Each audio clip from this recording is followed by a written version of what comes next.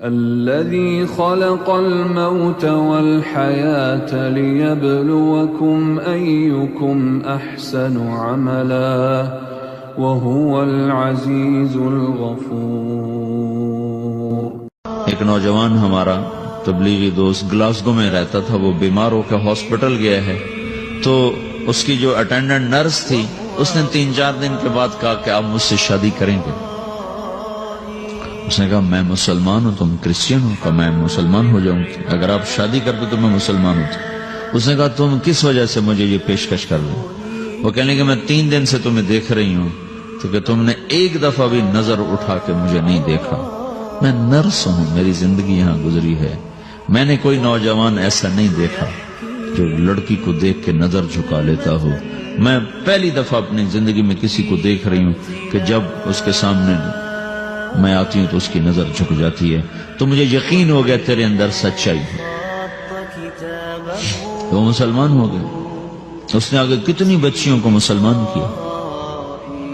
پھر اشفاق احمد صاحب مرحوم تھے، یہ ڈرامہ رائٹر، ان سے اچھی سلام دعا تھی میری، تو ایک دن مجھ سے کہنے لگے کہ میں تبلیغ کے کام سے متاثر ہوا ہوں انگلینڈ جا کر، پاکستان میں نہیں، انگلینڈ جا کر، تو میں ایڈمبرا میں پارک میں بیٹھا تھا، میری بیوی میرے ساتھ بیٹھی تھی، تو ایک جماعت آئی، انہوں نے آ کر اذان دی مغرب کی اور نماز پڑھی۔ نماز کے بعد 13-14 لڑکیاں بھاگ کے آگے آئیں ان سے بات کرنے کے لیے، تو میں نے بیوی سے کہا آؤ سنو یہ کیا کہنے کہتے ہیں، تو کہا ہم دونوں بھی پہنچے، تو جس نے جماعت کرائی تھی اس کو ایک لڑکی آگے بڑھ کے کہتی آپ کو انگلش آتی؟ کہی آتی ہے۔ کہی آپ نے کیا کیا ہے؟ کہی ہم نے اپنی عبادت کی۔ تو لڑکی کہنے لگی آج تو اتوار نہیں ہے، تو اس نوجوان نے کہا کہ جی ہم دن میں 5 دفعہ کرتے ہیں، صرف اتوار کو نہیں، روزانہ 5 دفعہ۔ وہ لڑکی کہنے لگی یہ تو بہت زیادہ ہے، آپ اس کو کیسے نبھاتے ہیں؟ تو اس نے اس کو جواب دیا، 2-3 سوال اس نے اور کیے، جواب دیا، تو کہنے لگی اچھا بہت مہربانی۔ اس نے اسے ہاتھ بڑھایا آگے ملانے کے لیے تو وہ نوجوان کہنے لگا میں آپ سے معافی چاہتا ہوں، میں آپ کو ہاتھ نہیں ملا سکتا۔ تو اس لڑکی نے کہا کیوں؟ کہ یہ ہاتھ میری بیوی کی امانت ہے اور کسی کو نہیں لگ سکتا۔ تو لڑکی کھڑی تھی، وہ زمین پہ گر گئی، صرف اس بہت وہ زمین پہ گر گئی، کھڑے کھڑے وہ زمین پہ گر گئی، اور وہ بچوں کی طرح رونے لگی پھوٹ پھوٹ کے، اور کہنے لگی وہ لڑکی کتنی خوش قسمت ہے جس کے تم خامد، کاش یورپ کے مرد بھی ایسے ہی ہوتے۔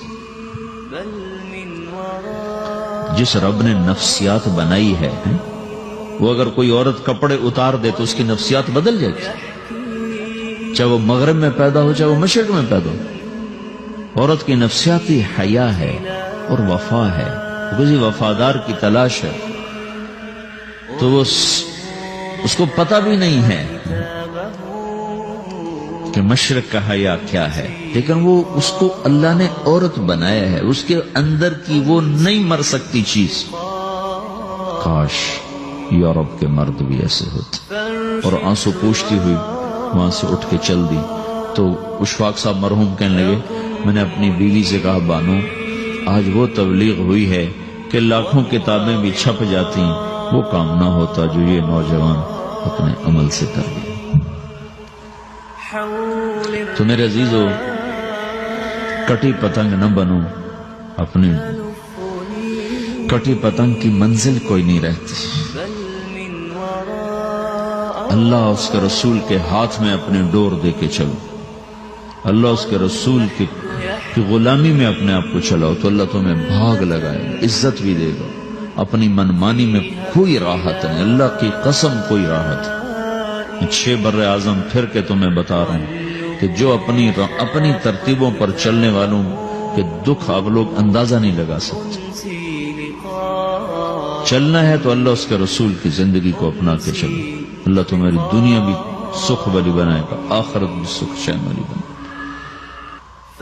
لیکن یہ سیکھنا پڑے گا، سیکھنا پڑے گا۔ تبلیغ اس کو سیکھنے کی محنت ہے اور اس کو آگے پہنچانے کی محنت ہے۔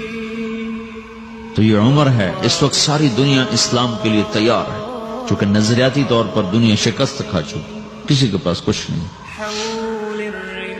تو ہمارے پاس ایک ایسا خوبصورت نظریہ ہے کہ جو ان کو بڑی تیزی سے اپنی طرف کھینچ سکتا ہے، اور اللہ کا احسان ہے کہ تیزی کے ساتھ نسلوں کا رخ اللہ کی طرف ہو رہا ہے. تھوڑی ہمت کرو، چھٹیوں کا وقت تبلیغ میں دو، باقی وقت اپنی تعلیم کو دو. گھر جاؤ تو ماں باپ کے خادم بن کے رہو، نوکر بن کے رہو.